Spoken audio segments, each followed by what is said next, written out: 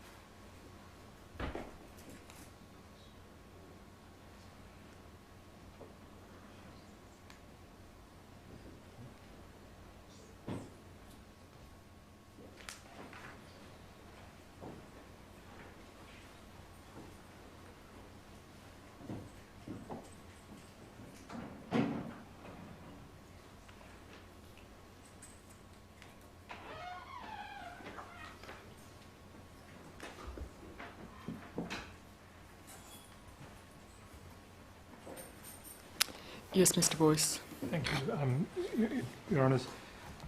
Can I move to the second incident, having completed the submissions that I wish to make about the first?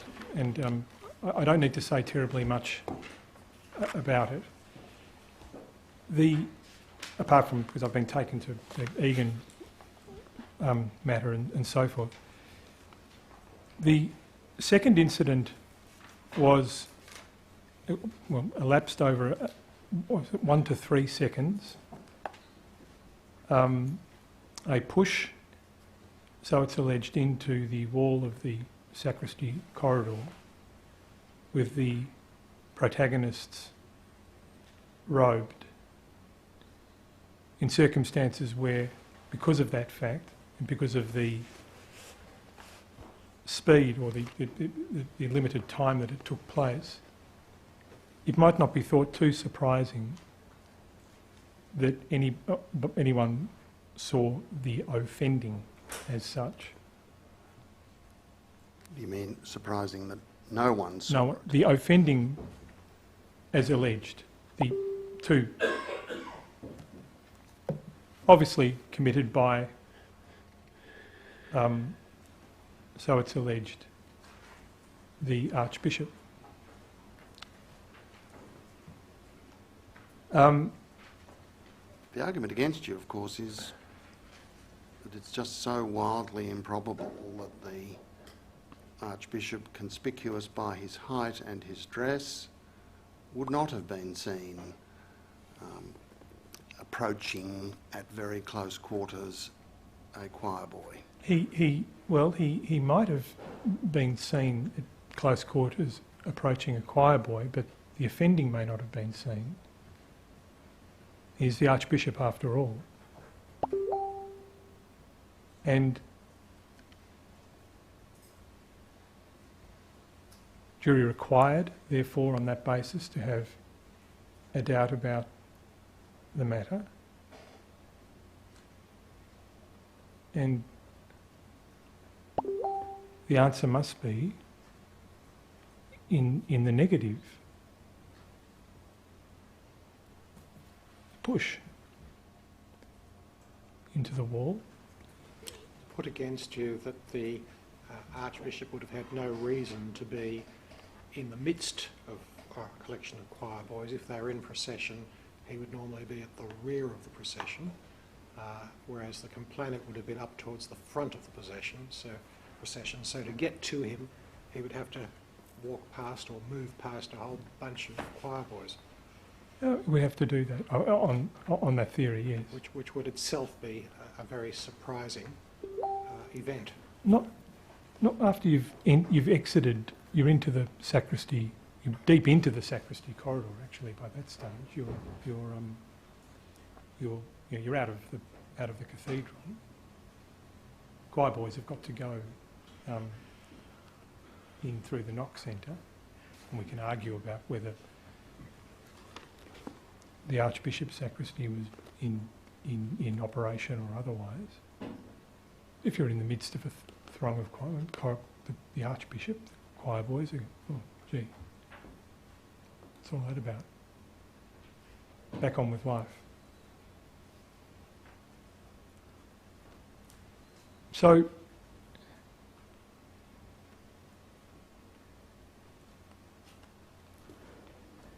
accept risk. The Crown has to accept that. It's more than risk, isn't it? More than just risk. It's in the presence of at least a substantial number of potential witnesses who would have been likely to look in the direction of the Archbishop at that moment or moments because he was there. But may not see anything in the form of offending. A push against a wall followed by a grappling of the genital area. With robes on, may not see the offending by the Archbishop, person in charge, as it were. To accept that, viewed objectively, it sounds an improbable thing for the Archbishop to have done. I'm not sure how to answer that question. What is Your Honour's question? Sorry, I don't mean to be because if of you had in mind doing something like that, why would you do it in the presence of many potential witnesses? Well, true. If you were, as we've said, I think somewhat ad nauseum, if you were going to make it up, why make it up there? You answer your own question. No. Sorry, Your Honour. I didn't mean to be. No. I'm sorry. I didn't mean to be rude. It's not for me to ask Your Honour questions. I'm sorry. It just strikes me that objectively speaking, you start a little behind because objectively speaking, the account given by the complainant of that incident is, at the very least, somewhat improbable.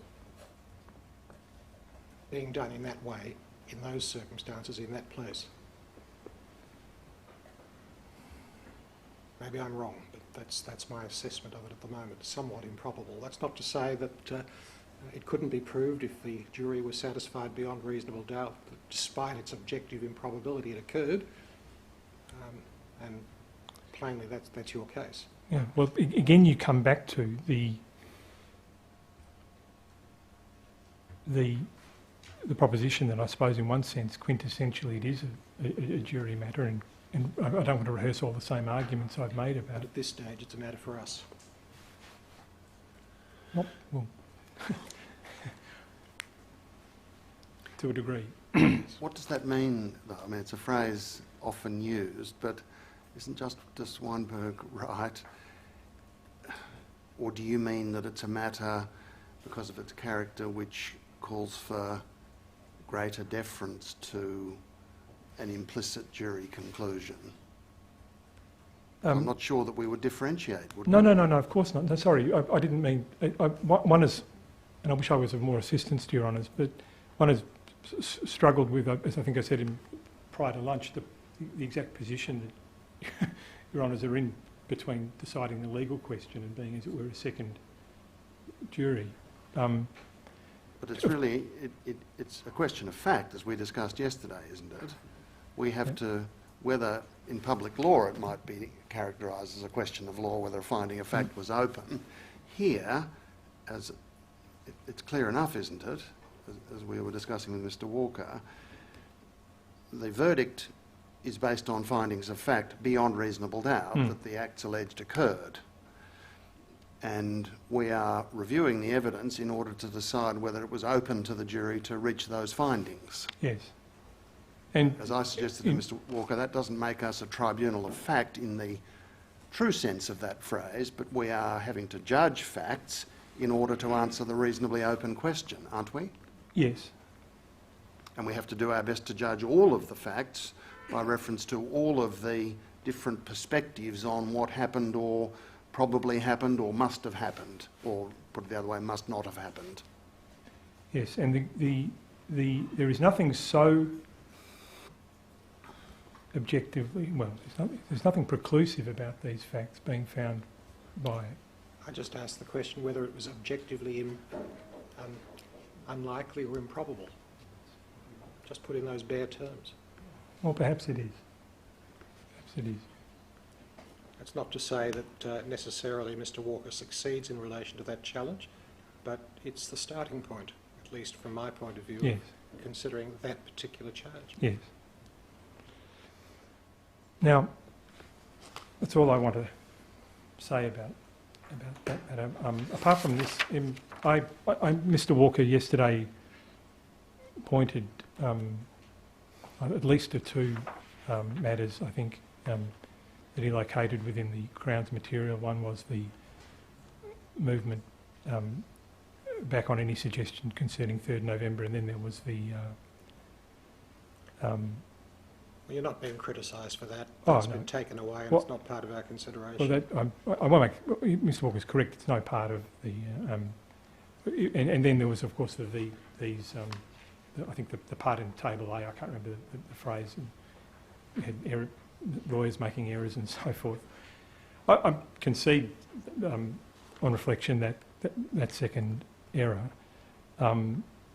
It was the sort of the sting in what Mr. Walker submitted, namely it was to sort of be viewed as a form of consciousness of guilt. Might not be his best argument. Well, it sounded great, that's all, from where I was sitting. So, but the, that's rejected. I'll plead to being No, I'm speaking for myself. overzealous, perhaps a little. You say what you want to say. But that in a sign of weakness, no. So that leads me to conclude on ground one. The submission is that really in the end, I don't want to repeat, to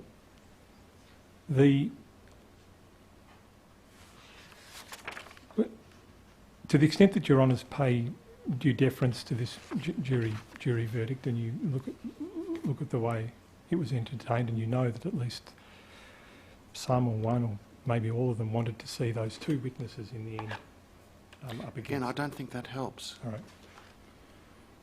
Mr. Boyce. We can draw inferences about what they might have been thinking or talking about at that time, but we are relevantly doing it all over again, aren't we? Yes. And it's the very inscrutability of the verdict which is its striking characteristic. Yes. They give no reasons, we will give reasons. Yes. The point that So just to pick up on deference, I don't understand that to be any part of...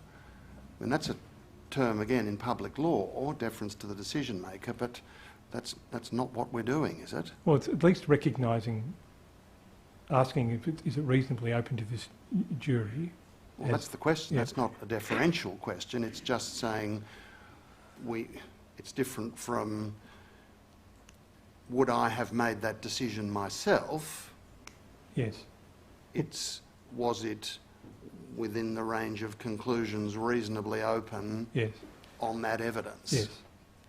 Sorry, thank you, Your Honour. Yes. Sorry, I wasn't meaning to be pedantic. No, but thank you. There might have been a view in days gone by that one would defer almost as a matter of doctrine to juries, and you wouldn't undergo the process we're asked to undergo, which is to read the evidence and make our own assessments of credibility. Well, the point in the end, though, is that as I've endeavoured to show over the morning, there was it was reasonably open to this jury to come to the conclusion that they did. His Honour, in his charge,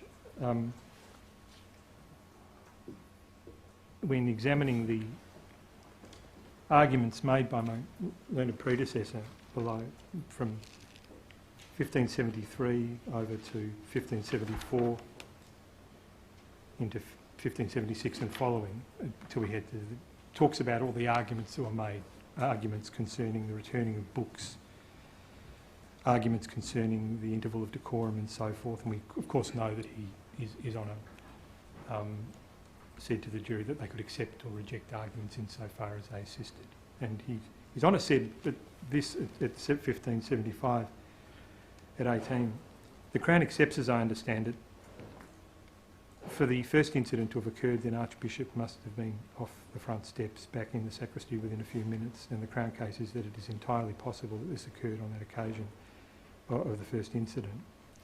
So but the rest, as you'll see as you read through it, are these arguments that, and if it's said against me, which I'm certain probably will, that I've asked Your Honours to approach the case in a manner perhaps different from the arguments that were made below. The question is a different one. Arguments can be accepted or rejected. Evidence can be accepted or rejected. The question is whether on the whole of the evidence it was open for the jury to be satisfied of the elements of the offending to the extent that there might have been some curtailing of the Crown case, and there was, as we see from the way in which His Honour expressed himself at 1575-18. So in the end, as I've endeavoured to show, there was every reason for the jury, and there's every reason for Your Honours to accept wholeheartedly the version given by the complainant, and as I've endeavoured to show as I've gone through those witnesses like Portelli, McLone, Connor and Potter,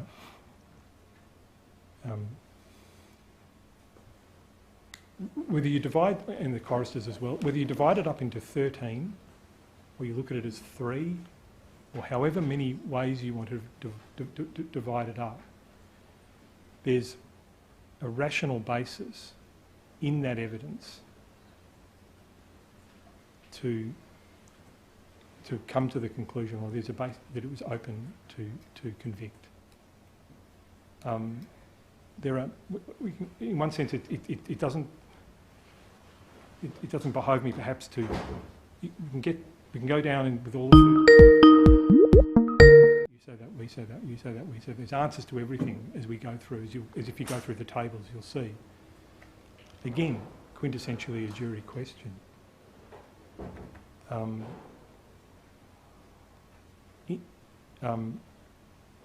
in the end, our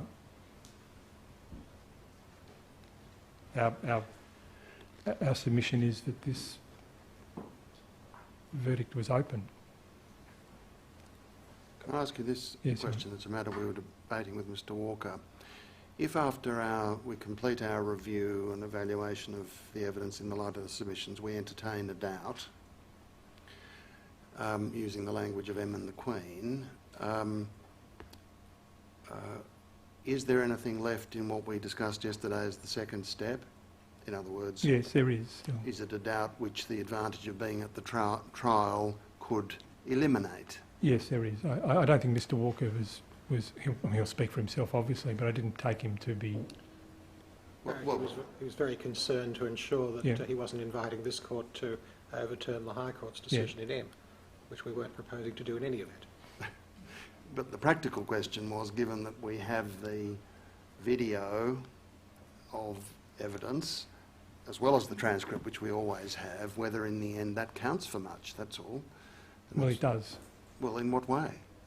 What advantage does the jury have over us, given that the most obvious advantage, as we discussed yesterday, used to be that they saw and heard the witnesses and we only read it on the paper. Now that's not the case. What's left of the second step? Doesn't mean we don't take it, but it might just mean that there isn't an argument available to you which says, well, if you entertain a doubt having seen what you've seen, you can nevertheless be satisfied that there were features of the jury's experience in the trial which could satisfy you that they could nevertheless come to a conclusion beyond reasonable doubt. And the answer to that is yes. Yes, they are the jury in the trial. That's so, but if it's about improbabilities, nothing that they saw or heard or the atmosphere of the trial is going to alter that, or is it? I'm loath to... In my submission there is, in the end, you have to take that second step, and that's the law. Mr. Boyce, we will take the second step, but we're after the content of the second step. what does it actually mean in the context of this case? We will take the second step, you may rest assured of that. Well,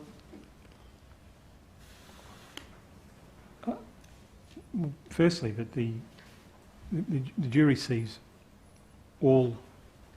I'm not sure if it would be a very economic use of judicial resources for Your Honours to watch the whole thing, but they will have seen everything. In a jury trial, We've seen every witness that we were asked to see. and they will have seen the closings. Do we need to see the clothings as distinct from read them? We're looking at the body language of counsel. All I can say is, Your Honours, it's difficult to answer. Your Honours are not in this. I know I'm answering it rather indirectly, but Your Honours are not in the same position as the jury. You're just not. No, well, I'm sorry if that's not very no one's helpful. going to disagree with that.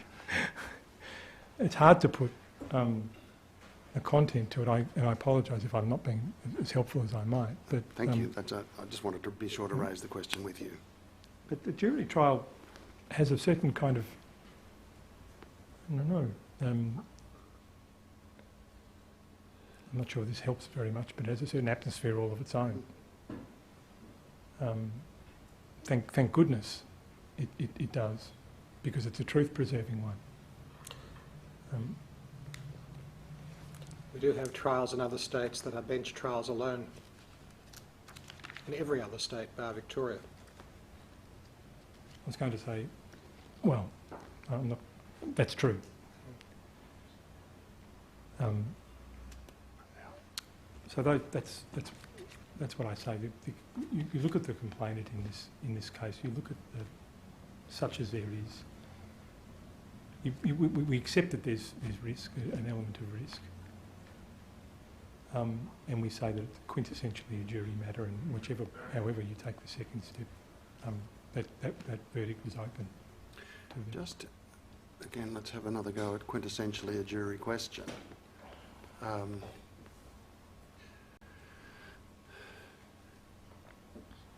Does that mean there's room for a wider range of permissible responses to a piece of evidence because it's 12 people of more varied backgrounds than you might find on an appeal bench, for example? Or is it an argument about some kind of deference, which is a wider margin of appreciation because it's a jury? In other words, you'd be slower because it's a jury to say, oh, they couldn't have thought that, or they had to have a doubt about that, even though the verdict shows that they, in fact, did not. I'm just not sure. Come back to keep what... using the phrase, I'm just not clear what work it's doing. Well, there's got to be content given to the words used in Baden Clay, the constitutional, small c, tribunal of fact. I mean, it's very important. I'm not... Well, that's perhaps the point I'm trying to get at. What, for the purposes of our consideration, does this notion of the importance of the jury, what function does it have? Is it because the High Court says, and it's a strong thing to second guess a jury on a question of fact? Is that the kind of proposition? Yes. Is it the policy that the community has more confidence in the unanimous verdict of 12 people drawn from different walks of life than 3 judges who have led sheltered lives? So it might be thought. Well, that was, I must say, that's obviously important. Community confidence in the result. But again, with respect, that's only stating the obvious. Everything we do in appeal courts and judges and juries do in jury courts is, one would think, a basis for public confidence. Of course. But you still haven't really explained to me why the importance of the jury and the atmosphere of the trial makes a difference when in the end we have to conduct the kind of exercise we've been debating for a day and a half. You know, if I entertain a doubt, what help is it going to be to me to say, but the jury's important? Or the jury system's important? Well, it is important. No, you've been saying that, and I don't think anyone's disagreeing with you.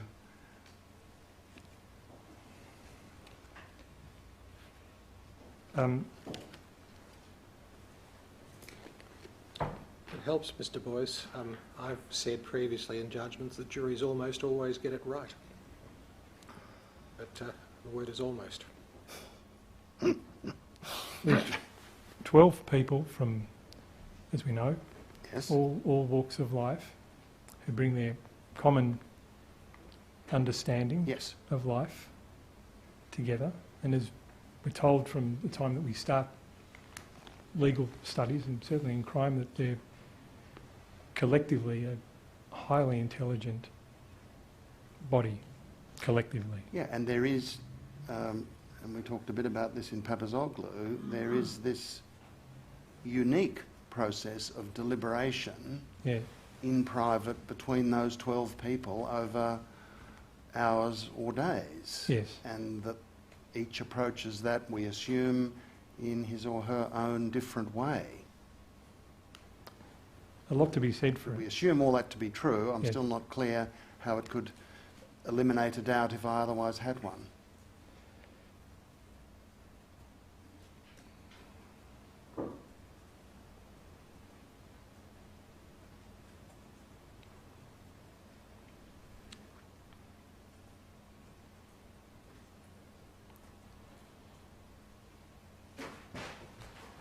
It would...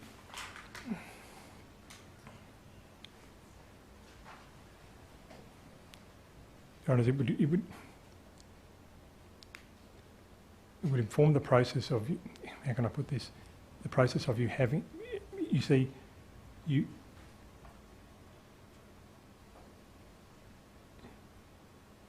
it's difficult, I must say it is difficult to I mean, it's not good enough for me to say what I said to Your Honour before, namely, you're not a jury. I mean, we all know that. And other than that, to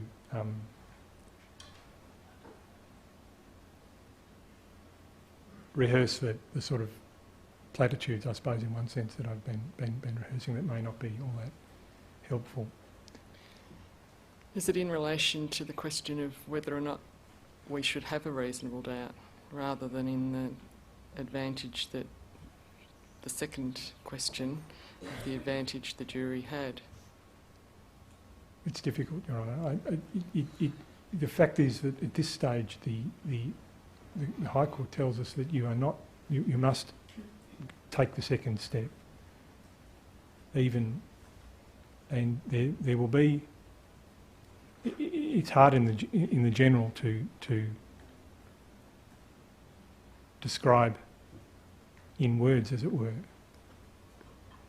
what, but it must be there. It must be there. I mean, there's a. It would be fair, I think, to describe the jurisprudence with respect to jury directions over the last decade as being informed by a view that we should trust juries more. We don't need to spell everything out for them in directions, and indeed if we do, it makes their job and the judge's job harder. Now, is that part of what you're trying to put, the notion that we entrust them with the function, and because of the characteristics of that body of people, we should, we have to recognise the characteristic of that decision-making process, which has, at least in this state, prompted not only the maintenance of jury trials in every case, but jury directions legislation which is emphatic about the role of the jury. Quite. And simplifying by law what the judge tells the jury in order to make sure they can better perform their task. Quite. Again, whether that has anything to do with our task is, I suppose, anyway, I've raised it. Thank you, I Your don't Honour. need to press you any further. Thank you. So those, that's what I want to say about ground one.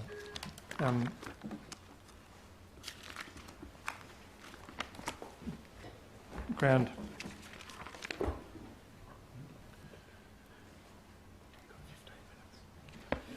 Can I move to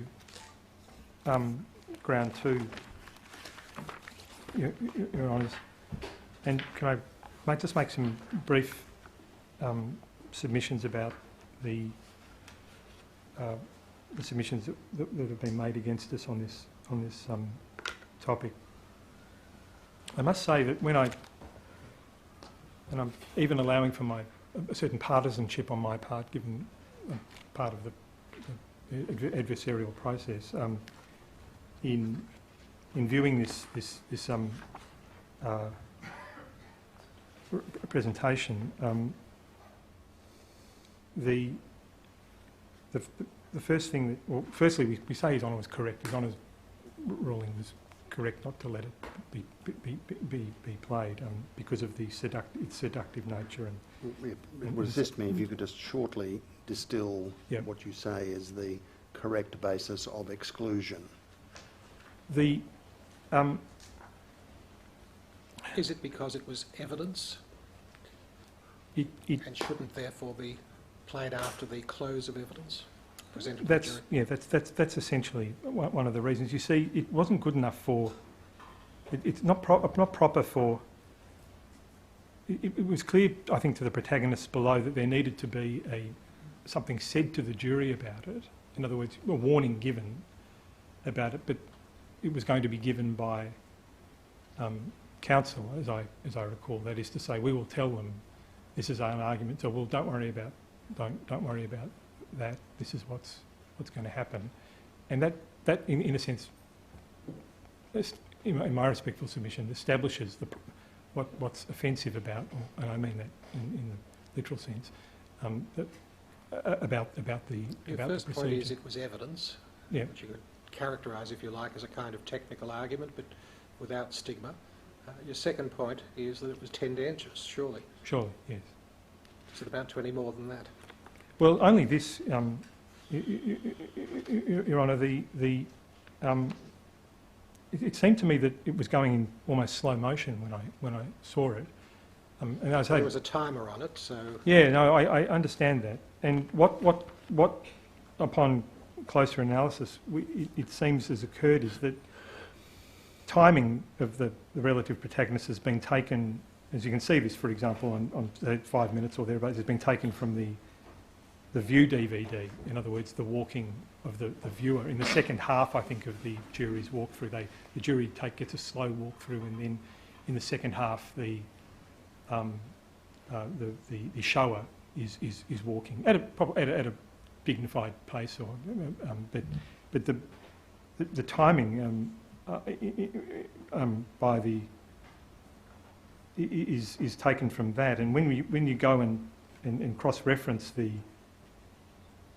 timing with, and you see that it's in most cases the timing of the viewer is what is used to time the protagonists. For example, 5 minutes, the walk around the main steps. Sorry, the walk from the main steps around the south side of the cathedral to the glass door in the toilet corridor takes 2 minutes and 30 seconds. And in fact, the time taken is somewhat longer than that. I don't know why that is, but for the procession to go around the south side. But what would intrigued us most was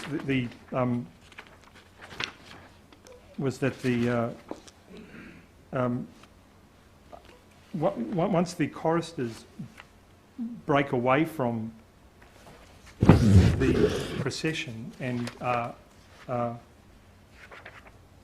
either entering the south transept or moving back the other way, one would have thought they were moving probably pretty quickly at that point. Unless I'm mistaken, and this will be pointed out to me, that again they've walked from the iron gate to enter the south transept 50 seconds. Anyway, so, and that's not evidence in the case, that was the viewer, and it actually coincides with that timing in large part it does. The translation of the view. Now, that it seemed to us that was not evidence actually in the could reliably be. Can we get back to a bit of law? Section 136 of the Evidence Act confers a general discretion to limit the use of evidence.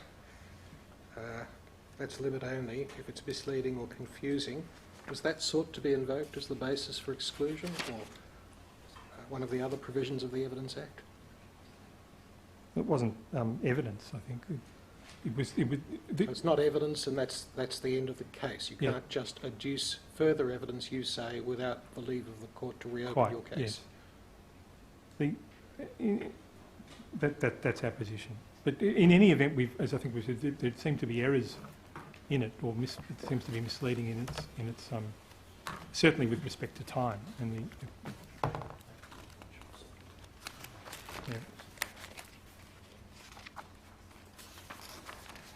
I asked the question of Ms Shan yesterday, perhaps rudely, but I asked what was the point of it. It graphically showed 10 or 15 people in the priest's sacristy at the moment the offence was alleged to have occurred. Mr Rector was perfectly capable of saying if there were 10 or 15 people in the priest's sacristy when this offending occurred, it didn't occur. Yes. So what did it add? We didn't add anything. And it was very, very seductive. I think that's part of his honours. Well, I didn't find it seductive, I must say. But yeah, well. Mr Boyce, did you say just then it was evidence or it wasn't? No, it's not evidence. Then isn't that's the complaint the applicant makes, that it was said to be evidence but it wasn't? Did I understand that? No, it's in answer to as to whether an application was made pursuant to section 136. The court may limit the use to be made of evidence if there is no danger. no, you're answering my question. Yeah. Yes, but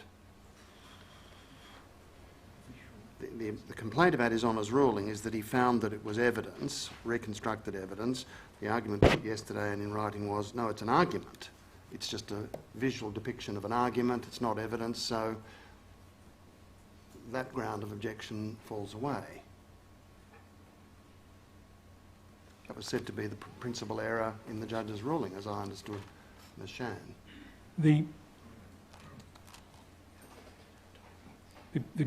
I must say, I thought the principal, what His Honour was at least in part fearful of, was its elevation to evidence. If we go to the ruling,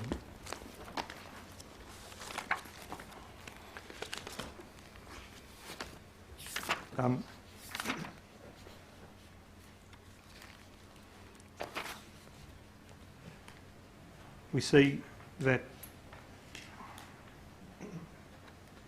for instance, at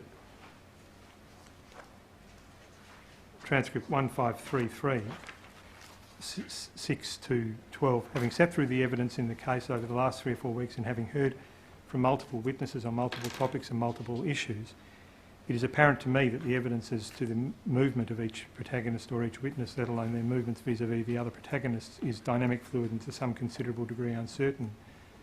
This is unsurprising given that these witnesses are recounting these events from 20 years ago, sometimes on the basis of practice alone, other times on the basis of specific recollection, and sometimes a mixture of the two.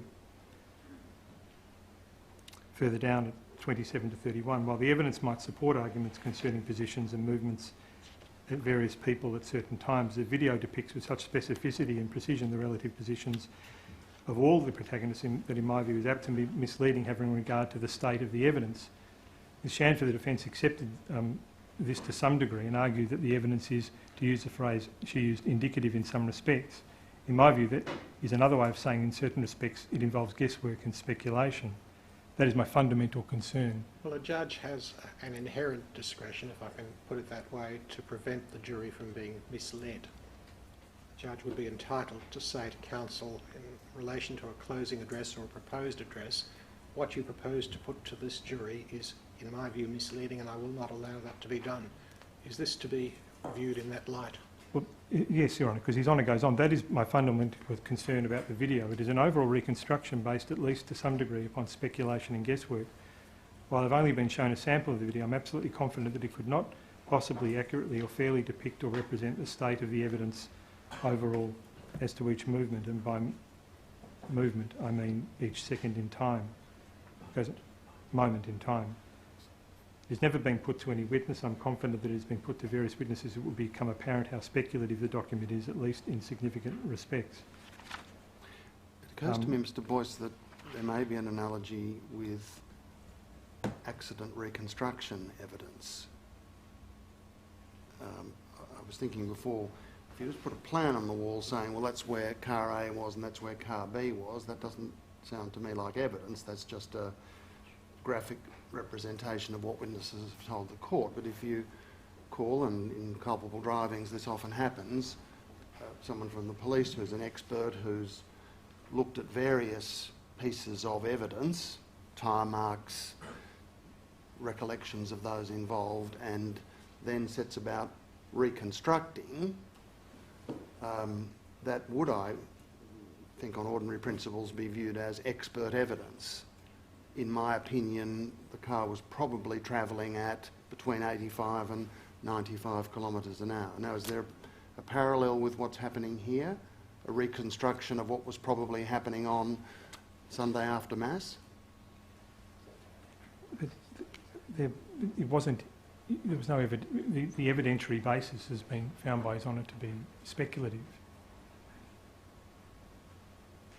Well, there was no actual evidence that there were 10 other people in the priest's sacristy at the time that the boys allegedly went into that room. That's right. But the video or animation shows just that state of affairs. Yes. So the reason I ask you about reconstruction is that if that's a category into which it could be seen to fall, then His Honour was right. This is evidence.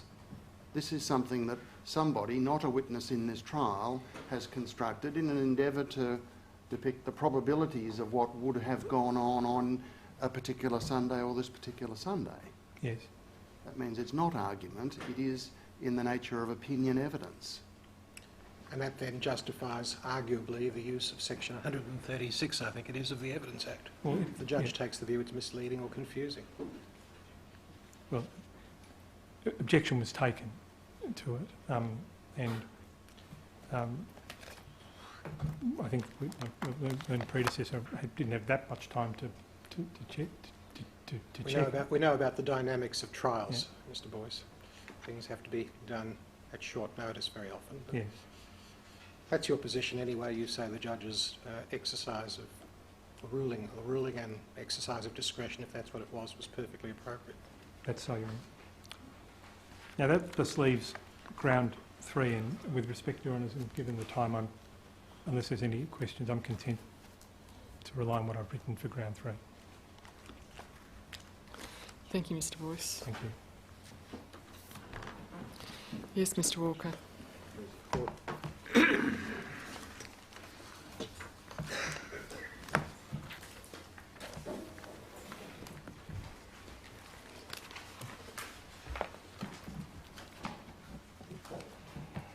Your Honours, may I start with a couple of notes concerning perhaps some ambiguity in the language. The word presiding in relation to a Mass means, and means only in this case, not celebrating, not saying, but sitting in the cathedra. You understand that? You will find at least one, and I'm sure it's just a slip, you'll find at least one use of the word presiding in relation to the Archbishop in our friend's written material, which should be understood oppositely. The next thing concerns our booklets, our folders, I should say, with the tables. Your Honours will remember that for each of the tables there is an applicant's contention and then there's a respondent's contention. You'll find them one following the other. The latter, the respondent's contentions, are the respondent's contentions. They're not our understanding of the position of the respondent. They are a position devised and expressed by the respondent. I was concerned that there might be some confusion about that. Your Honours, I want to start, if I may, with the question of Monsignor Portelli's evidence, which was the subject of argument this morning. In summary, our reply is that there has been some injustice done to the way he gave evidence, particularly the pattern, so to speak, that Your Honours were sought to be persuaded of, as between evidence in chief, cross-examination, and then re-examination, all in light, of course, of the extant or possibly extendable Section 38 leave. A significant forensic feature in this case being that in advance the possibility of witnesses giving evidence in terms of and with respect to practice 22 years ago rather than specific recollection was a difference that engendered the concern that gave rise to the Section 38 application. Right. Against that background, then, in our submission, it becomes very revealing to see how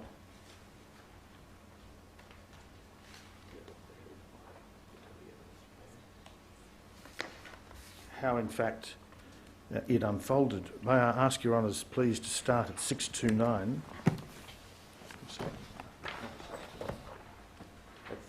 At 579, I should say.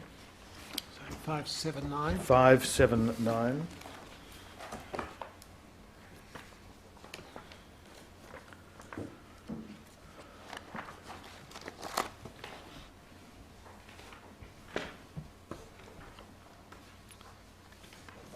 Now, this is in chief, line 7. Can I take you specifically, but it's not a date that follows, Your Honours, it's this, to the latter half of 1996. Can I take you specifically to the latter half of 1996 and ask you whether the Archbishop's sacristy was available, etc.? Not before November the 23rd. What about in December 1996? So more specific than the latter half of 1996, but simply December 1996. Was the Archbishop's sacristy available? It may have been. I have no memory of whether it was or wasn't. And then he's reminded of his reference to the 23rd of November. Lines 18 to 21 explains that because the cathedral itself wasn't available until then. Question, Crown question, at line 22, in December, particularly the second half of December, so it's being narrowed down a bit more. What do you say about the availability of the sacristy? If I had to, Your Honours may infer that he's saying if I had to be specific, or say one way or the other. He interrupts himself. That's right. It's come back to him. Now, Your Honours, if I may say so, not only evidence in chief but also cross-examination, so leading as well as non-leading questions, have as one of their useful functions, which is presumably why it's still used for fact-finding purposes, that it can prompt memories, as well as test them. Questioning is not always and only destructive, and neither is it to be seen as falsely, in some sinister fashion, so as to produce some ghastly concoction, putting words into a suggestible mouth, etc., etc. But And in any cross-examination, leave aside the word suggestible, the cross-examination which you'll come to Yes, of course. takes that form, doesn't it? It sometimes does, sometimes doesn't. I'm going to draw I particular put it things to to you that attention. X happened, yes, Quite. and it was important to you for these reasons, yes. And that's why it's significant that in what's called re-examination, because it's the third phase, there's leave to cross-examine if in this adversarial aspect of an accusatorial trial, the Crown with its Section 38 leave, having called a witness expected to give unfavourable evidence, thinks that there is something wrong or defective about the answers given in cross-examination in the manner the President has, with respect, correctly captured.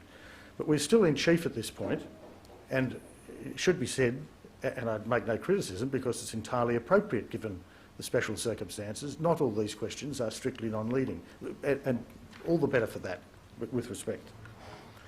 But there's a non-leading question at line 22, and it produces the recollection that is not doubted. That is, the Crown didn't go to the jury on the basis that that was a completely untrustworthy or unreliable recollection by the witness of Mr Mulholland's B team.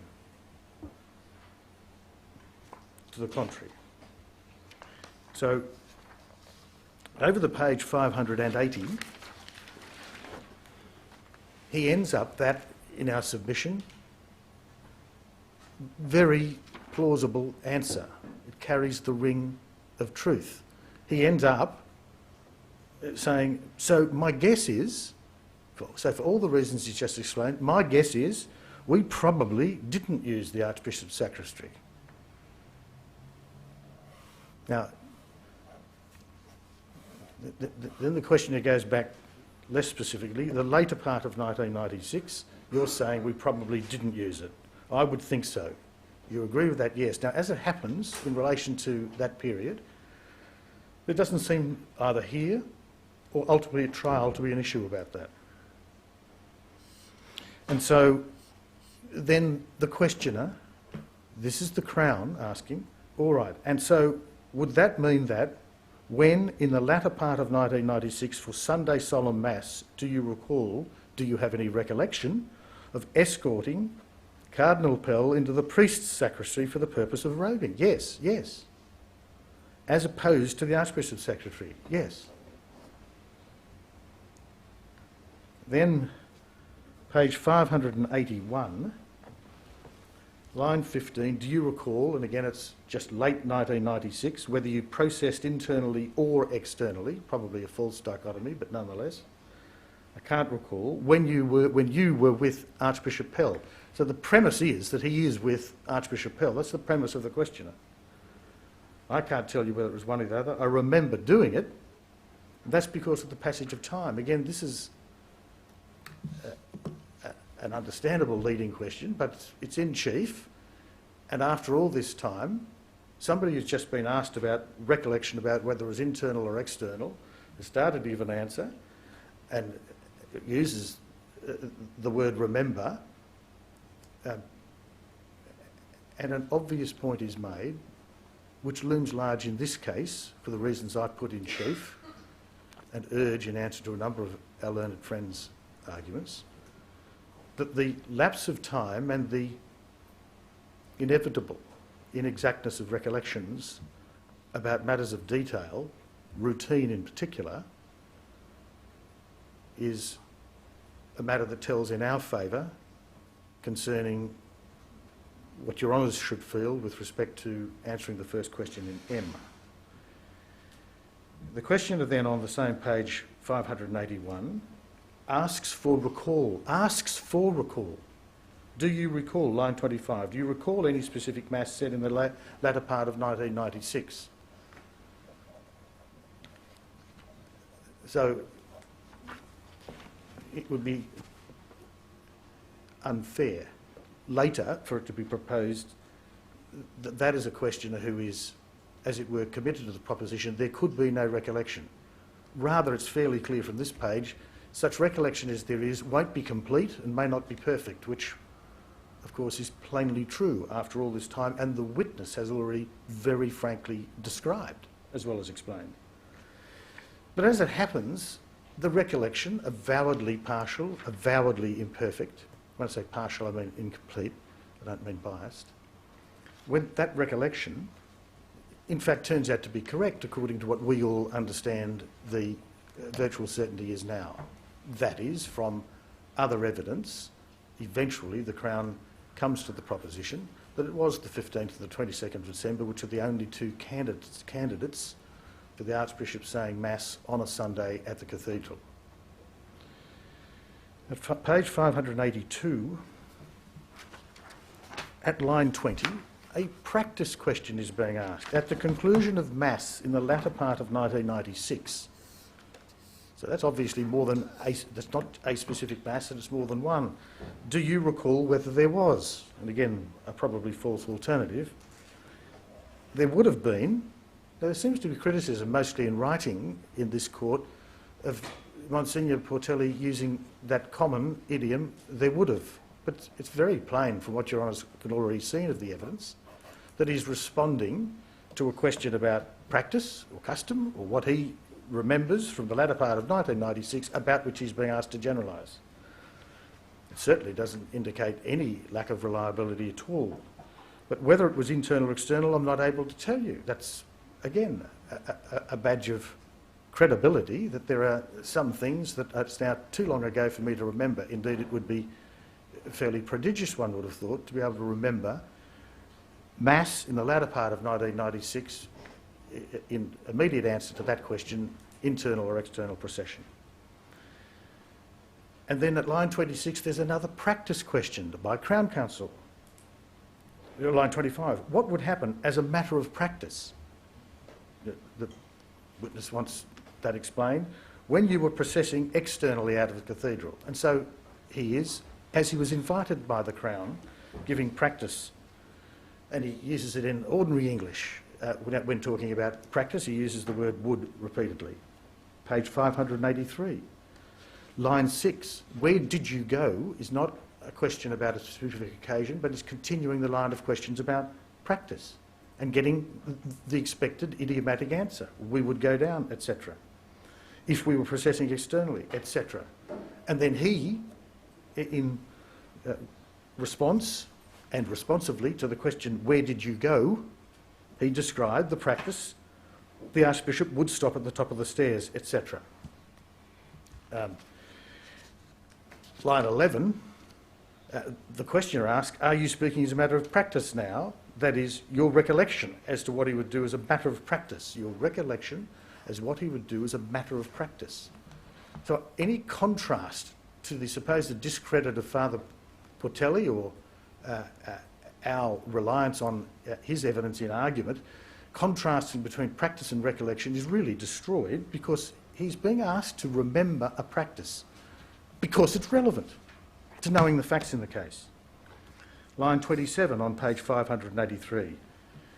Now comes, as has been foreshadowed in section 38 argument, what I'll call departure from practice. Was there an occasion or were there occasions? So we know that this is not one specific date. As best you can recall, and invited to recall, where the Archbishop might depart from that practice. Where the Archbishop might depart from that practice, an occasion or were there occasion, and speak for a short period. And the witness gives an answer which reflects no discredit on him at all, far from it. He may have done so on occasion, yes. It's explained the kind of departure that the questioner is asking about, namely speaking of just a couple of minutes instead of the at least 10 or more. Answer again. I suppose that's possible. I don't really recall it, but it's possible that in our submission is a helpful witness. And certainly he's not been challenged as to credibility or reliability with respect to that. At 588, still Crown questioning. Line 2, was it your practice to accompany Cardinal Pell back to the sacristy? Yes, it was. You said earlier that in the latter part of 1966 that would be the priest secretary. Yes, so he's been invited to give his evidence, a mixture of recollection of practice and recollection. He's been invited to give it, and he does give it, and he should not be criticised for it. At line 12, again, the question there about the mitre and the crozier coming with the altar service and being walked back. That's obviously about practice. That's not a specific occasion. Line 16, and on the other occasions. So the practice is being described as having variance according to whether the mitre and crozier had been removed for the purposes of mingling with the congregation. At line 20, the questioner, as a matter of practice, etc.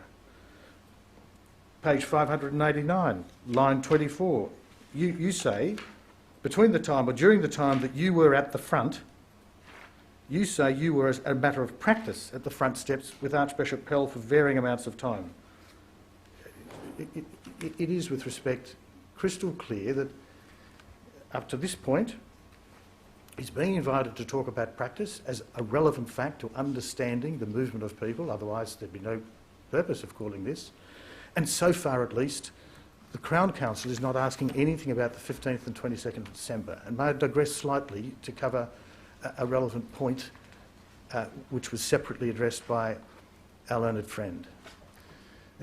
The charge, when the charges, which date from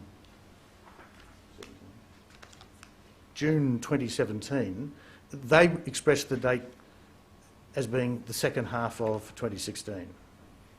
That's police 1996. charges. That's before the matter is in the hands of Oh, no, quite. those drafting the indictment. Oh no, exactly so. Then there was the committal, where matters are raised, that produce the indictments with the dates that the learned friend drew to attention. That's the timing. So that's about, I think, about May 2018, something like that. But the written opening, pre-trial opening, the spoken opening, it doesn't indicate 15 or 22 December. That comes in the closing. And that no doubt explains why, in chief, we've got second half of 1996, December 1996, second half of December 1996, December 1996. It explains why you don't find, or whether it explains, certainly you don't find in this evidence in chief from this man who's being asked about the practice in terms, you don't ask him, you don't see him being asked about these particular dates. Of course, it's to be recalled that there was available material that showed that the only two dates when the Archbishop said Mass at the Cathedral on a Sunday were the 15th and the 22nd. And that explains why the cross-examination turns to those matters, with the explanation that I don't need to dwell on, given by Monsignor Portelli as to why he recalls these first two times that the Archbishop had taken occupation of his cathedral by saying Mass there. So at page 591, Your Honours are familiar with the passage. Line 5, were there occasions or might there have been an occasion or occasions? A formation of question which plainly says, I'm asking you to consider a generality of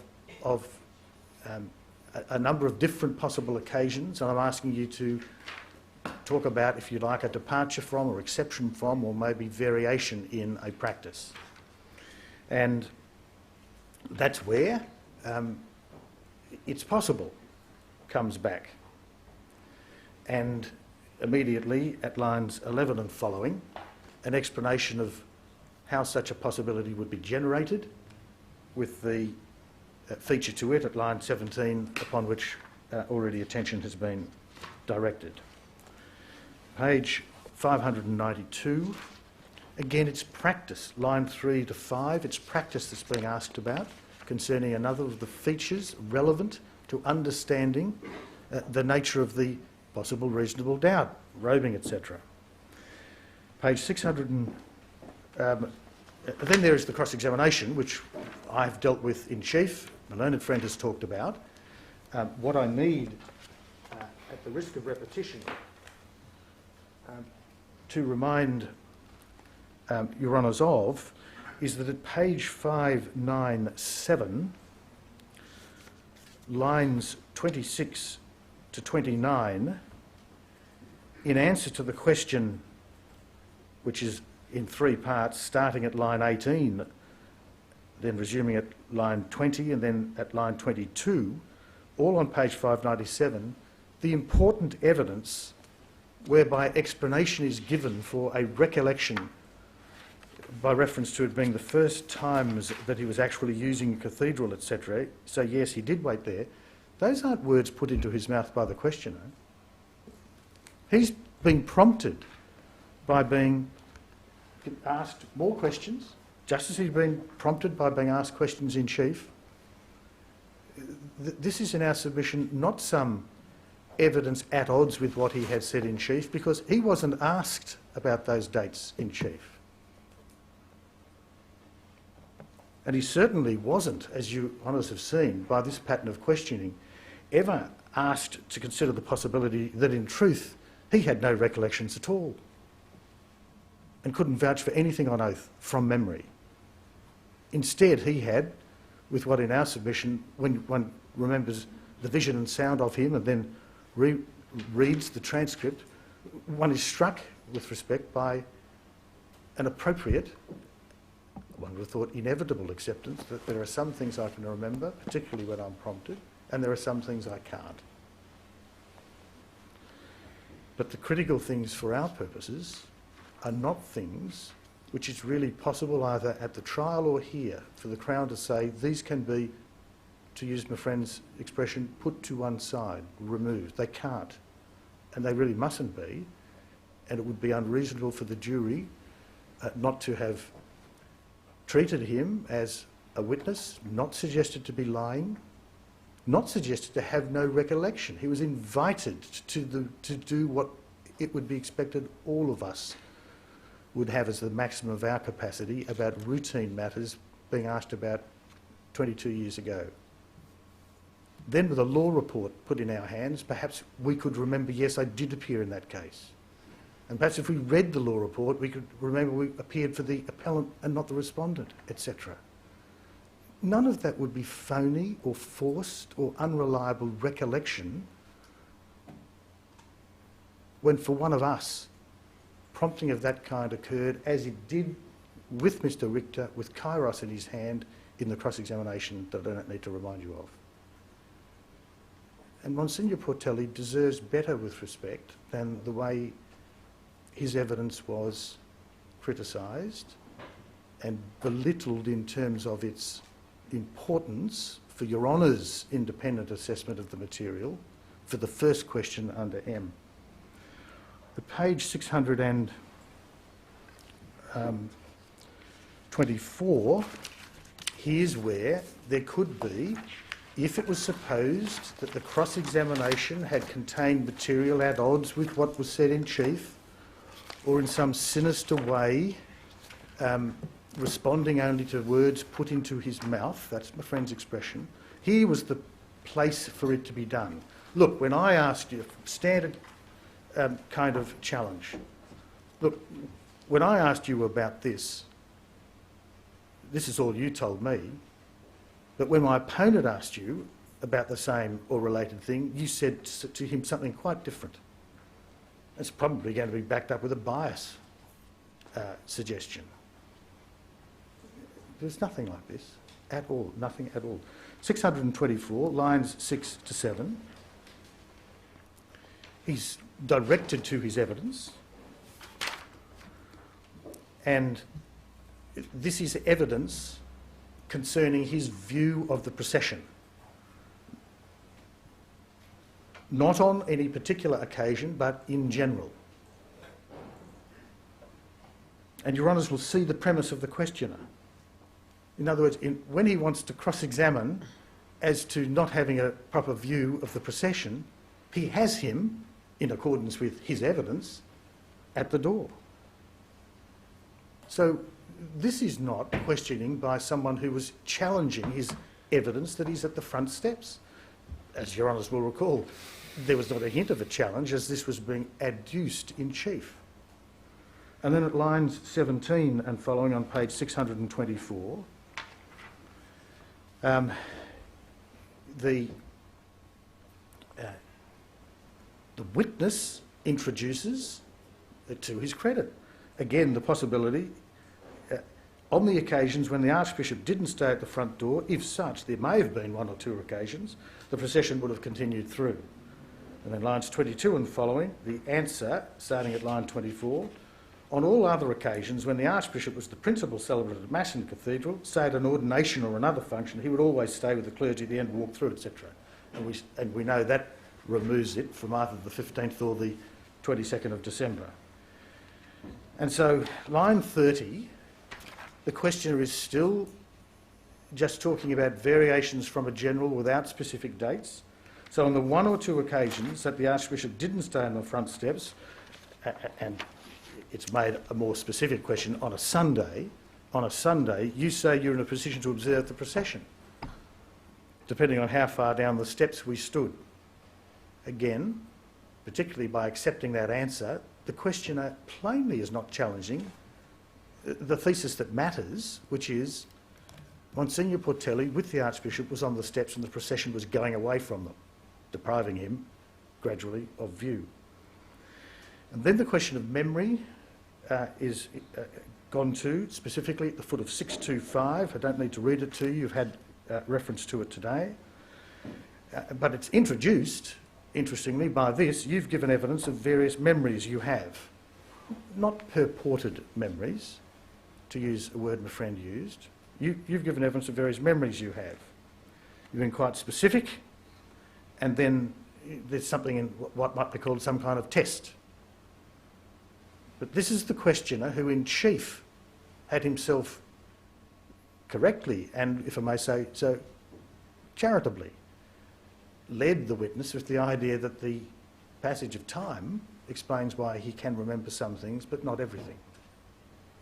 And so page 626 doesn't, with respect, do anything to discredit the evidence in question, and you'll see that there's no confrontation at 626 in relation to the recollection about these auspicious two occasions, the 15th and the 22nd.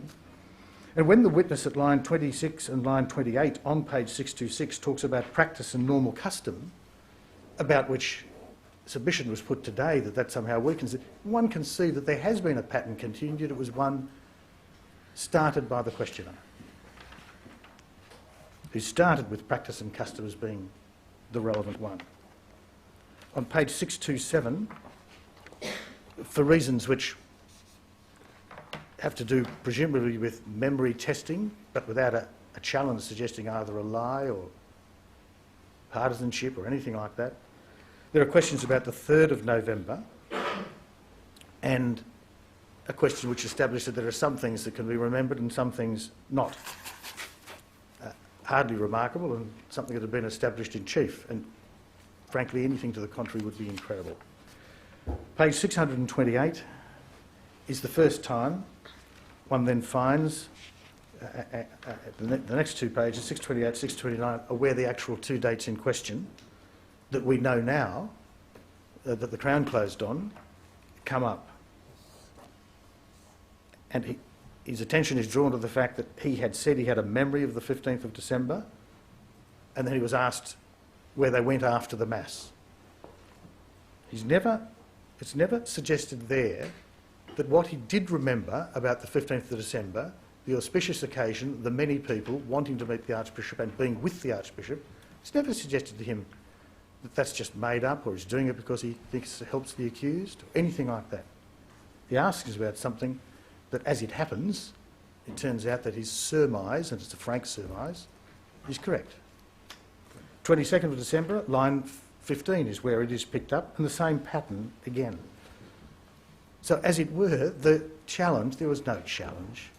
The so-called challenge to Father Portelli's, Monsignor Portelli's evidence in this regard turns out to have been some very half-hearted, as it were, memory test, but no suggestion that that part of his avowedly incomplete memory 22 years ago that he had given in court, unled on the point, was wrong, or even to be doubted. And so when one concludes in the re-examination, which one recalls is armed with Section 38 leave, which is built around the notion of practice and specific occasions, etc., at 629, again the questioner, the Crown questioner, invites answers with respect to custom and practice. As you see, the Crown using the word would in line 7, but would they not include when he presides, etc., etc. And then finally, it moves, as it happens, interestingly, to the question of Father Brendan Egan celebrating Mass on the 23rd of February 1997. And then there's a question at 629 line 20, answered down to line 22. Monsignor, did you accompany him, that is Archbishop Pell, to all his Masses after September 1996? So that's being asked about a practice as a relevant question to produce evidence that will assist the jury in understanding the facts. Question at 22, every one of them. Answer, yes, I did. Well, now, there's no follow-up by saying, how could you possibly say that? It's 22 years ago, etc., etc., etc. So in our submission, the argument you heard at some length concerning Father Portellity's evidence being such as it ought to be put to one side and that it doesn't support the overall and combined accumulating approach that we urge is one that Your Honours ought, with respect, reject. Just to be clear, I didn't understand that metaphor of put aside to mean rejected out of hand, but rather that in the metaphorical stepping over hurdles, that was one which, that argument, you would get over. Well, in other words, I'm just wanting to make it clear to yes. you, I didn't understand it to be this was worthless evidence and could be ignored, rather that as you deal with the obstacles the defence say stand in the way of a guilty verdict, that's one that you can step over. well, And your arguments are all relevant to that. Yeah. It's just that I didn't think it, I thought I should be clear, I didn't understand it as a wholesale attack on the evidence. with respect, wholesale or otherwise, in order for it to work for my friend, it has to be an argument that says, well, this is what you can see and hear and read Monsignor Portelli said, and in answer to what questions and by whom and at what phase in his questioning it was all done. And when you've done that, you will, by a process that is unfortunately called deference, because no deferring is involved, there are different functions being performed, that by that process, that you will appreciate that the jury, without it ever being suggested to them that he was lying or partisan, or that indeed on the specific matters that were important, that his evidence lacked any reliability at all. Yes. And Your Honours have still not seen any evidence that the Crown can point to say there is an inherent unlikelihood in what Monsignor Portelli says about the Archbishop's conduct at the west door on the steps with congregants, or Monsignor Portelli's punctilious performance of the centuries-old requirement not to leave a fully robed Archbishop alone. And so it does come down, with respect, wholesale or otherwise, it does come down to Your Honours being asked in your Honours assessment, independent assessment of facts, looking at that material, hearing that material, reading that material, saying, well, that simply doesn't avail. It doesn't provide a basis for saying the Archbishop was at the west door when he needed to be somewhere else in order to be offending. The Archbishop was in company with a solemn official, his Master of Ceremonies, when he was necessarily alone during the offending. So that in our submission, I'm afraid the submission against us is one that says this can be discarded in the sense that it does not provide a basis for regarding a reasonable doubt as having been raised, or alternatively and mysteriously bearing in mind what may be the vanishingly small difference between first and second questions in this court in this case, mysteriously, though it was such as to raise a reasonable doubt, something that the jury could do that you can't do, explains why it ceases to avail, ceases even to raise a reasonable doubt.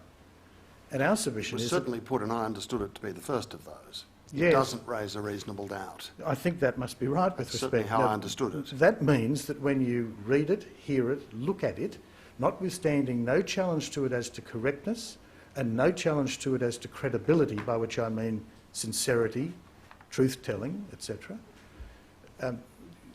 we suppose, when we're talking about what's reasonably open to a jury, to borrow some of the language from the cases, that there is a rational basis for them rejecting evidence. And one of the informing considerations of the reasonableness of a verdict, which might need to be justified by considering whether certain evidence standing in the way of the conviction could have been disbelieved on a rational basis. One of the things that always informs that is, well, as a matter of fairness, bearing in mind the way they are directed and the way the rules of the accusatorial trial and adversarial fairness apply, can it really be said that that's a jury who, without being invited to call him a liar, without being invited to say he's an old duffer who can't remember, without being invited to say he's a biased partisan, and without even being invited to direct his attention to the fact that what he says he remembers about the 15th and the 22nd couldn't be right or isn't right.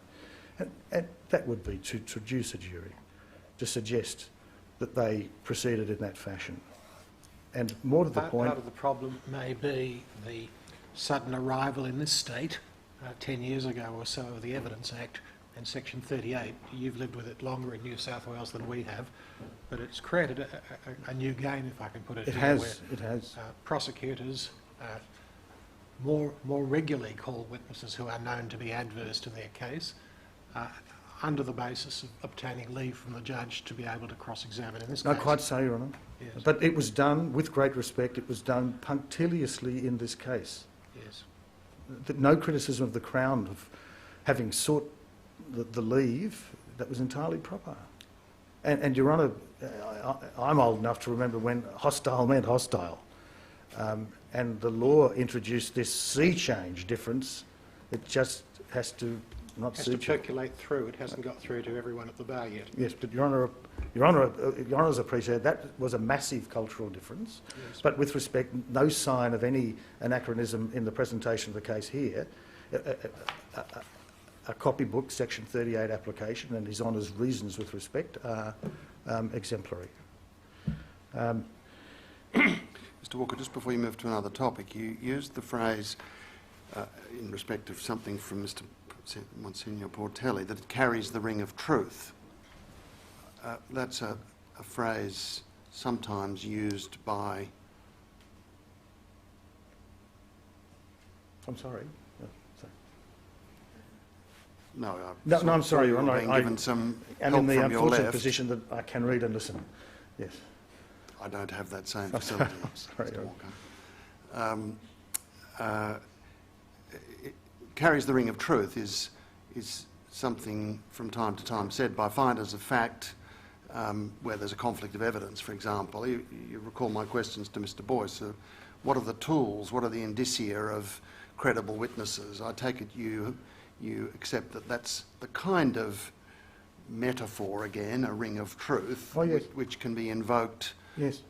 as a way of testing. And for when Your Honours are answering the first question. Just so. That's precisely the context in which I was asking. With great respect, yes. Before I leave Monsignor Portelli, I'm reminded by Ms Shan that at 273 lines 23 to 28, Mr Mallinson provides, if it needed it, corroboration. And that's why it's significant when considering, was it reasonably open to the jury to reach a verdict that required, and I repeat this, putting to one side what Monsignor Portelli said. It's very significant that there was no challenge on the basis of him being lying or having the wrong year or anything like that. And neither with Mr Mallinson. Your Honours, the put to one side phrase is also the figure of speech used with respect to Mr McGlone. And I hope I've got it close to verbatim. His evidence could be rejected by the jury concerning his occasion with his mother and the Archbishop. It could be rationally put to one side, and in our submission, for the reasons I've put in chief and set out in writing, that's really not possible with respect to Mr McGlone and one or other of these days in 1996. It's only by evidence-free speculation that the notion of that being post-dated to 1997 could even come in at all. There's no evidence of it and no opportunity for witnesses to respond to it. And it can't rationally, given the setting of this kind of trial, therefore be put to one side. Again, no one's suggesting he's a liar. Your Honours will recall indeed Crown argument that commended the ring of truth provided by the recollection of the mother's tart response, and then the mother probably embarrassing him by remembering it for the next few decades.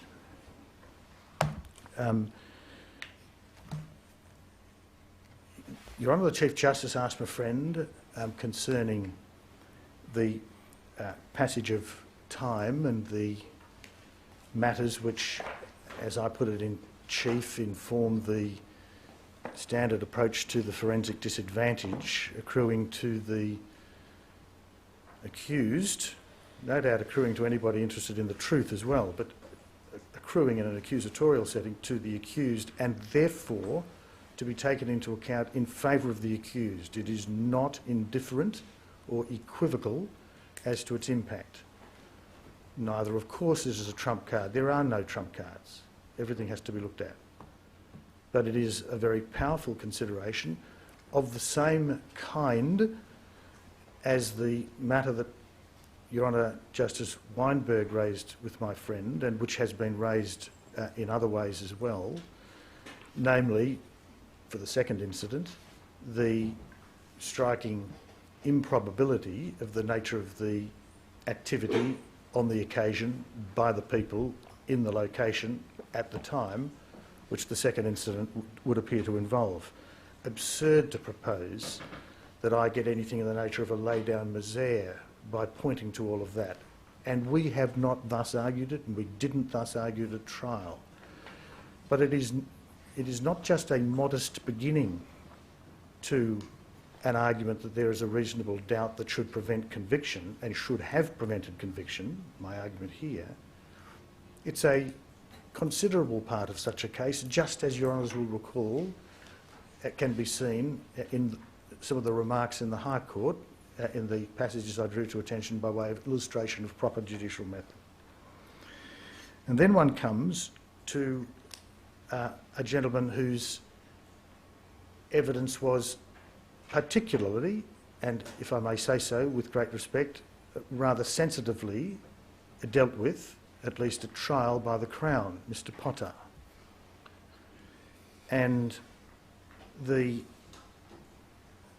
effect of age on his faculties, the same kind of effect that everyone could expect unless they die young, I imagine, if they live long enough, was not such at trial ever to lead the Crown to say, well, you can't take anything that Mr Potter says as useful, it would need corroboration or an objective record or whatever. So in other words, this was not a holus bolus, we should never have called him. This would be a classic example for a Crown not having to call someone who would otherwise be a material witness. It was nowhere near that. But on the other hand, everyone, and we certainly cooperated at trial, and we accept the way it was dealt with at the trial,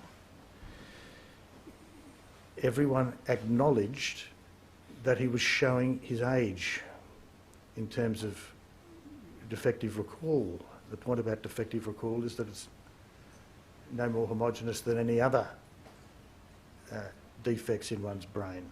And so for those reasons, in our submission, he is a particularly good example, bearing in mind the kind of things that he did say, all of which strongly supported the very important aspect of ritual from which there should not be, could not be, he could not recall departure, etc. The ferrying to and fro by the servers was a matter, he was not the only witness, far from it, but he was one who could give with great experience and seniority evidence about that, a very important aspect of the matter, which, with respect, was, as it were, dealt with by the Crown at trial on the basis that they would put the servers without any evidentiary basis into a workroom for the requisite interval. It's something that didn't fly. Now, in our submission, then, in Your Honour's giving consideration to the evidence with respect to whether it was open to convict beyond reasonable doubt, to find the offending happened as alleged beyond reasonable doubt, then consideration of how things might have been had Mr Potter been giving evidence 10 years earlier, let alone 20 years earlier, is exactly the kind of consideration that, with respect, conduces to not only raising but leaving the reasonable doubt. As I think Your Honour, Justice Weinberg said from time to time, look, everybody would have problems at this remove in time with remembering, I suppose, at full recall anything about these events, and really that artificiality is one that, again, has to be borne in mind in my client's favour.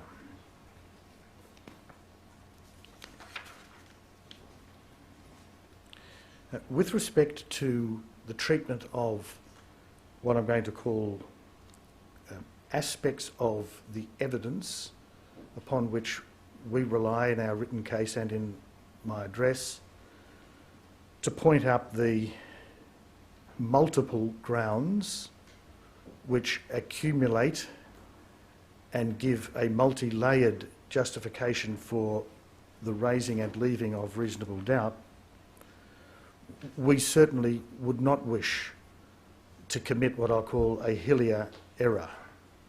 But, Your Honours, I hope will have sympathy for counsel. I can only say one thing at once, and I can only write one thing at once. So, yes, it is a mass of evidence, but in that mass of evidence, it being my duty to draw to your attention items in it, lest otherwise you are faced with an indigestible mass, and you're left to guess at what we say are the good bits or the bad bits, I have to go through by items, and that lends itself also to emphasis.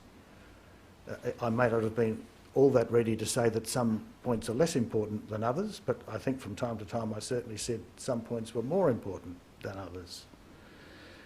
And with respect, that is not a hillier error, and we would urge Your Honours not thus to see our argument any more than our friend's answer, because we don't accuse them of making that kind of error. We completely agree that it has to be looked at together. The force of our argument, indeed, derives in part from the fact that if you look at the mass, there is more than just that and that. There's all of it, and there was the forensic opportunity as well for things to have been done differently or more fully by investigator and prosecutor, and it wasn't, and that is part of the whole picture. I mean, I suppose one could think of improbabilities multiplying just as probabilities do. Yes. Yes. One thing that struck me, neither side, I think, has said anything about those parts of the schedules which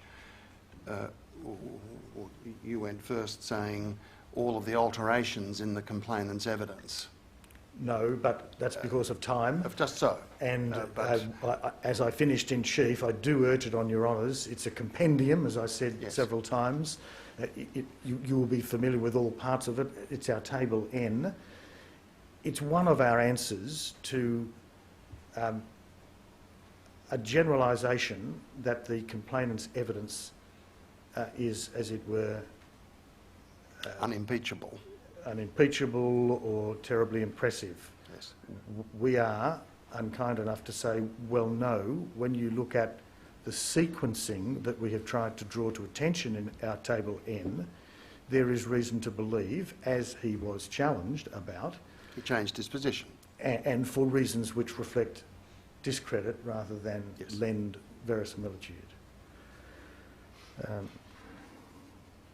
And each of those, the Crown in its response says doesn't give rise to that Yes. characterisation.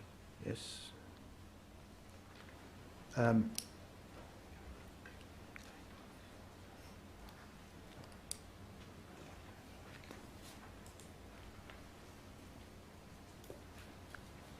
Could I deal then with the question of both the other boy and the complainant's delay, as I think it is in statutory terms, in complaint? They are different but related. With my friend's knowledge and I hope acquiescence, we can make available to the bench the materials to which reference was made this morning, by which the modus vivendi was reached for this matter after an argument about an attempted late service of an expert report was raised. Thank you. Your Honours, what I'm handing up, Your Honour the Chief Justice, this I'll mark them must as... be identified. Yes. Yeah, But that, well, it's just so that yes. everybody knows what we've had before us. Exactly so. So just to read on the record, there is transcript of Thursday the 18th of October 2018. There is a letter from Galbally and O'Brien to the Office of Public Prosecutions of the 25th of October 2018. And there's a letter from the Office of Public Prosecutions Victoria, the date of which has by its circumstances of retrieval, I think, been put as the 6th of June 2019. Believe me, that's wrong. And it's been corrected in hand to read the 25th of October 2018. There's an exchange. That was the order as well. Your letter first, his letter second. And I'm obliged to my friend. The order in which I have just identified them as to the letters is the order in which they passed. I think the terms of the correspondence. And they're the order that you're handing them up in? That's the order I'm handing it in to. Thank you.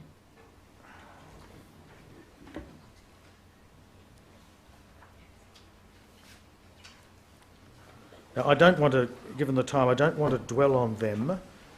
Can I just... I'll just mark them so Of that course. before we go on. A3 will be the transcript of proceedings of the 18th of October 18, pages 1 to 8. A3 will be the Galbally and O'Brien letter of 25 October 2018, and A4 will be the Office of Public Prosecutions letter of 25 October 2018. That's all right.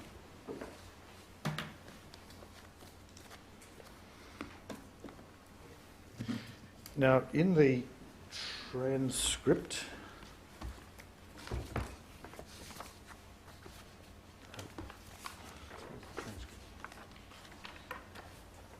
sorry, Onus. Can I just have the... In the transcript, could I draw to attention at page 6, during the debate and with respect to the whole of the argument in which His Honour very usefully, with respect, expresses detailed views so that the parties may respond to them, he made a suggestion for what I'll call compromise, which was taken up, and that's what the correspondence records.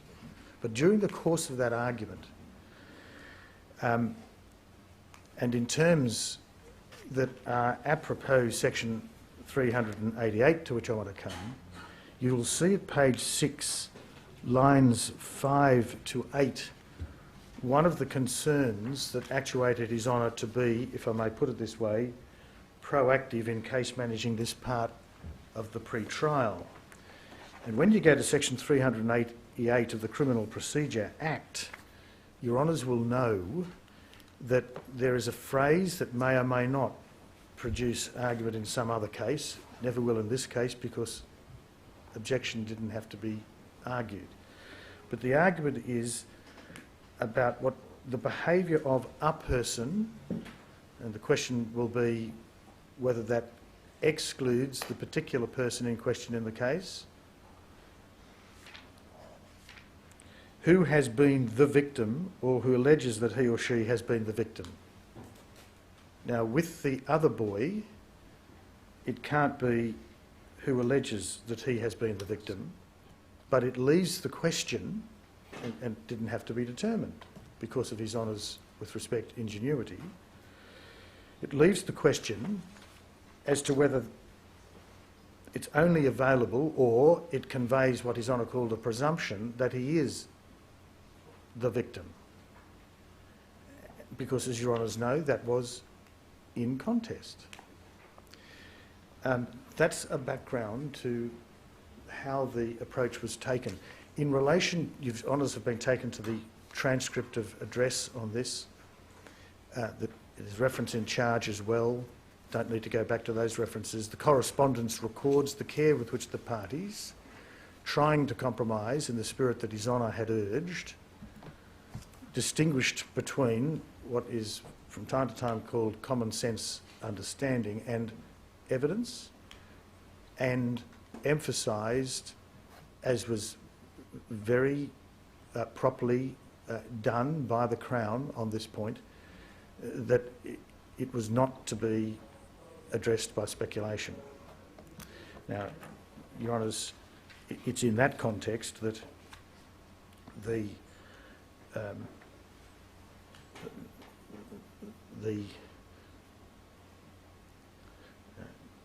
question whether the evidence in question, proposed evidence in question, would have met the statutory test is a moot question.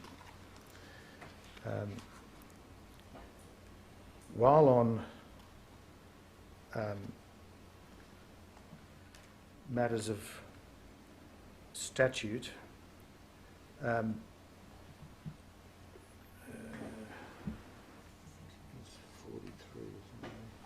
could I, apropos something that I think fell from Justice Weinberg when my friend was talking about Father Egan.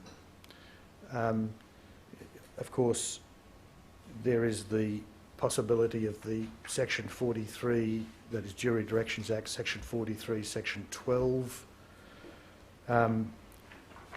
direction, which might be called a modified Jones and Dunkel.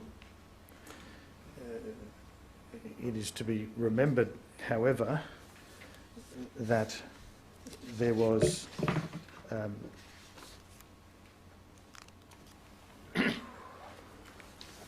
very clear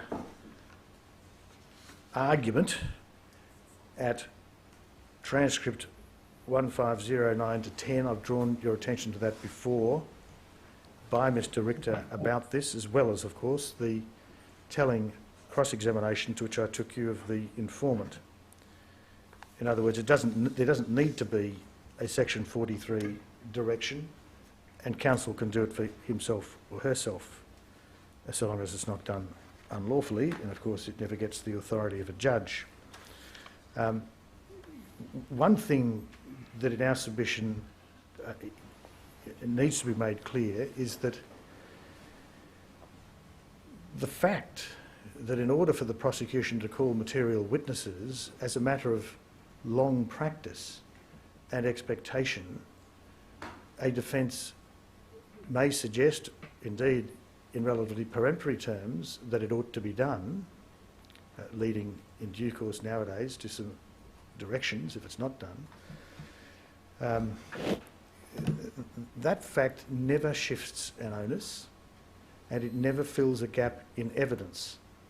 And of course, bearing in mind the significance of sections 41 and 42, neither does it, as it were, turn Jones and Dunkel back on the defence. And in this case, it couldn't have been clearer during the course of the trial what was the position with respect to Father Regan, namely, the informant thought it would be reasonable to find out what he thought, and he'd not done anything in that regard. In our submission, the significance of that in relation to the 23rd of February is very considerable.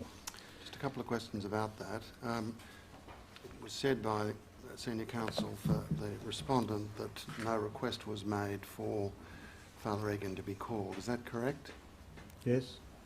And that's what I've just addressed. So what is my answer? Well, well then, I don't know if you've got the transcript of yesterday handy. I wanted to ask you about something you told us on this subject. Page 40. You said, we did call, dealing as we had to with what was eventually particularised as 23 February, doing the work we were able to do in relation to it. Yes. We were able to ask after all that time people about the occasion. Yes.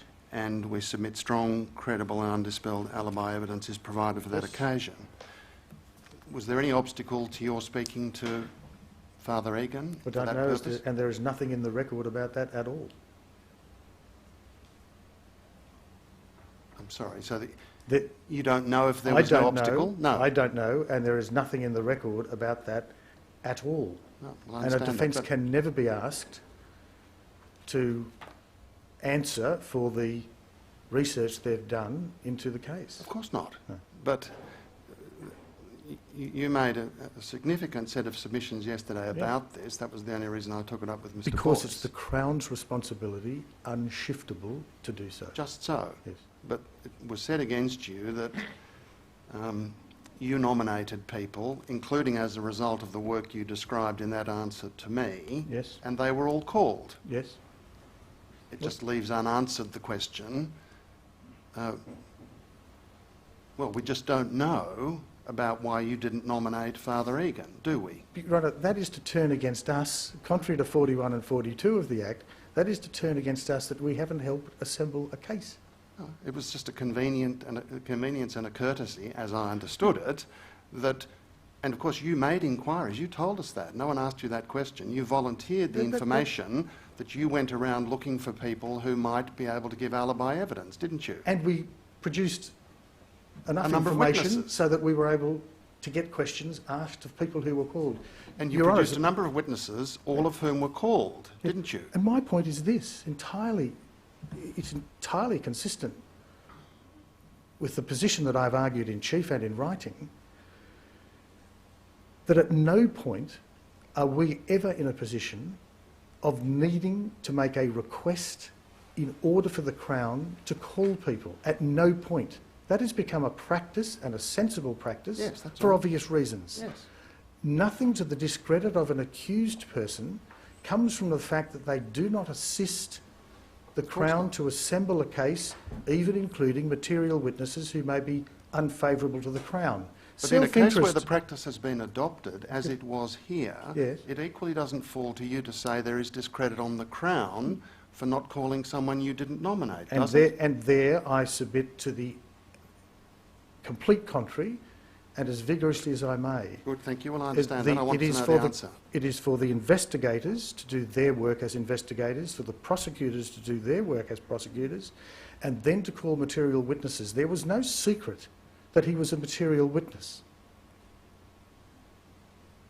It can't possibly be that the cross-examination of Sergeant Reed was the first time that it occurred to somebody that the man who celebrated Mass with the Archbishop presiding is likely to be able to tell something about what the Archbishop did in the aftermath of the Mass. And it is an approach riddled with error to propose that we lose the force of the argument that Father Egan's absence contributes towards reasonable doubt about whether this thing ever happened, contributes towards it, simply because we didn't arrange for him to be called when the Crown knew about him and the investigator had no explanation for not asking him. So, I'm sorry, Your Honour the President, my answer is no. No, and it's perfectly cogent, and I should be clear, it's not any suggestion of discredit on your side, it's just, again, the strong submission about Egan and your volunteering that you made inquiries about people who might give alibi evidence just prompted me to ask the question. You've answered it. You say... And that's why sections 41 and 42 have to be borne in mind. We did that, you say. We made inquiries and we nominated some witnesses. They were called. The fact that you didn't nominate this witness is irrelevant, and I accept that. I wouldn't want Your Honours to be left with the impression that witnesses who gave unfavourable evidence were all called as a result of us having sought them out. I wasn't drawing that inference. I was just relying on what you said yesterday. I just wanted to make that clear. Yes, just make that clear. Now, one small matter. The no coincidence argument about which my learned friend spoke with respect to the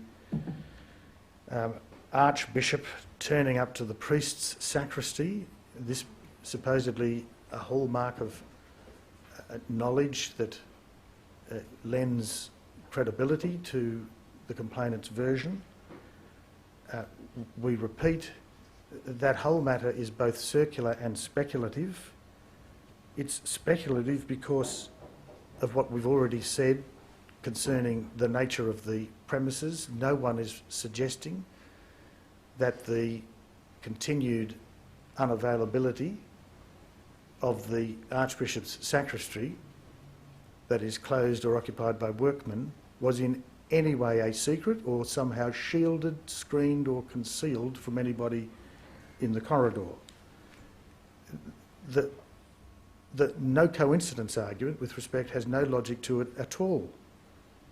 No one is suggesting that the complainant and his companion, the other boy, went to the priest's sacristy expecting to see the Archbishop or indeed anybody. And so that is an argument that has no weight whatever in our submission.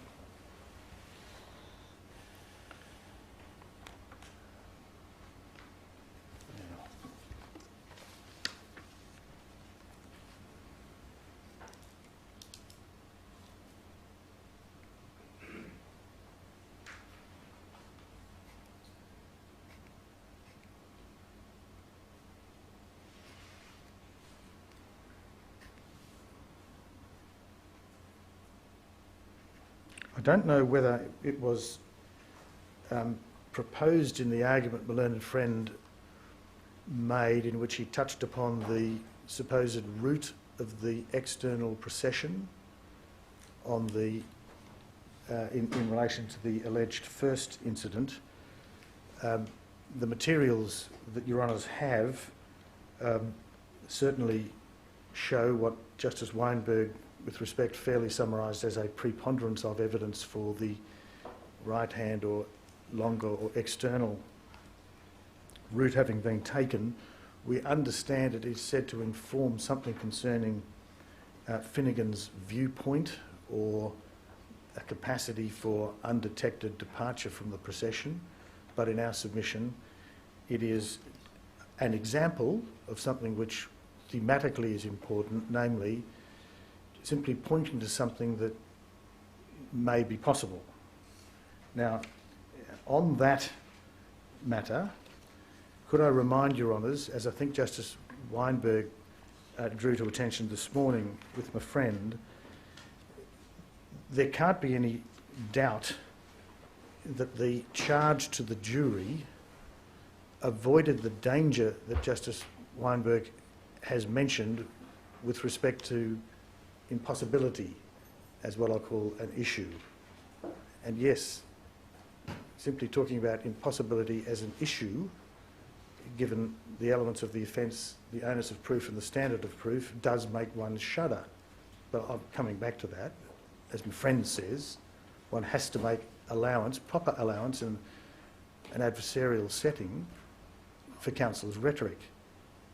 But there's no doubt that, of course, we don't waive by any such language the location and standard, location of the onus of proof and the height of the standard of proof. That's the first thing. Neither does our posing of the matter as it was come anywhere near to conveying admissions or removing some possibility from consideration, and the judge directed plainly and with great respect, impeccably, on that matter.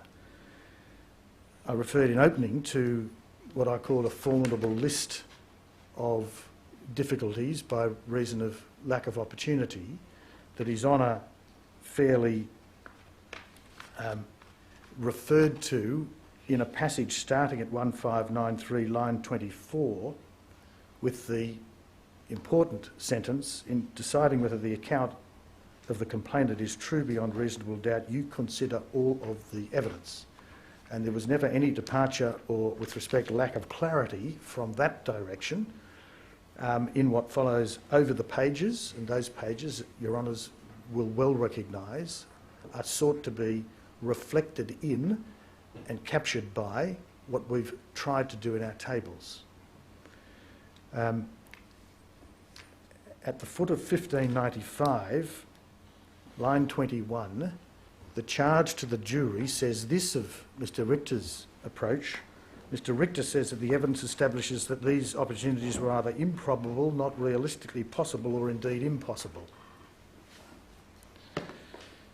So that obviously is not posing impossibility as the win-all, lose-all issue. That would have been utterly artificial. So various phrases, but ranging from improbable through to impossible, and he's taking you to those arguments, pointed that evidence to you. For example, he says it's just not possible, it's impossible that two choir boys can separate undetected from the procession in any event, as Mr. Richter argued. At best, these are theoretical possibilities. And Mr. Richter argues this is not enough for a criminal case, a matter that the judge then lends his authority to in the next paragraph at 1596, lines 7 to 10. And in particular, lines 11 to 13. It follows that it's clearly not enough. Mr. Walker, I noticed the time. If you just give us the transcript references. Transcript reference 1596, 11 to 14, and 15 to 19, and 22 to 25 makes it clear that there was never any substitution of the proper issue, whereby it follows that the repeated approach at trial by the Crown, adopted here, of answering the facts which show the improbability, and in combination show the improbability, by simply saying it is possible that things were otherwise. It is possible that things were otherwise does not exclude the possibility that they were, as we said, ever. And we don't have to prove to any standard the impossibility of the offence. We can raise or point to what is in the evidence that gives rise to a reasonable doubt and is left after the second question in M. But again, to be clear, and I think you confirmed this yesterday, the case at trial and the submissions here rests on pointing to things which demonstrate varying degrees of improbability, or you say they demonstrate them. You're not having to prove anything, no, but you're pointing to evidence which the effect of which is to render improbable or impossible either particular things or a whole series of allegations. And the point I'm trying to make is simply that for the Crown to say it's possible that those facts are not true. Let's take one. It's possible that Monsignor Portelli did not accompany the Archbishop to the West Door on the 15th and the 22nd of December to greet the congregants. Now, we don't accept that it is possible. In other words, the evidence is such, the course of the argument was such that we are able to say, well, ladies and gentlemen of the jury, you couldn't possibly find. And that's permissible and proper rhetoric by counsel, not exaggerated, but justified by the evidence. But for the Crown, take that case, for the Crown simply to say, oh, well, it's possible, 22 years ago, it's possible that he can't remember accurately. Now, that's precluded in that particular case by the circumstances I've drawn to attention. But were they to put that argument, the proper response by Your Honours here is to say, so what? It's possible, but that doesn't exclude the possibility that he was at the door with the Archbishop. And while that remains a real possibility, it does, for the reasons of physical location and the laws of physics, prevent a finding beyond reasonable doubt that the offence was committed. That's the reasoning that I've been trying to urge supports our approach to this case when you put it all together and when you look at the telltale episodes upon which we have leaned. Your Honours, I note the time and the direction that the Court has given. We otherwise rely on our written material. May it please the Court. Yes, thank you.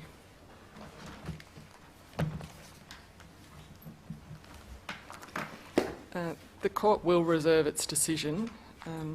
We have been greatly assisted by the written and oral submissions of the parties. We thank Counsel and your instructing solicitors for the presentation of the case on behalf of your respective clients. If the applicant could please be taken from the Court, we'll then adjourn.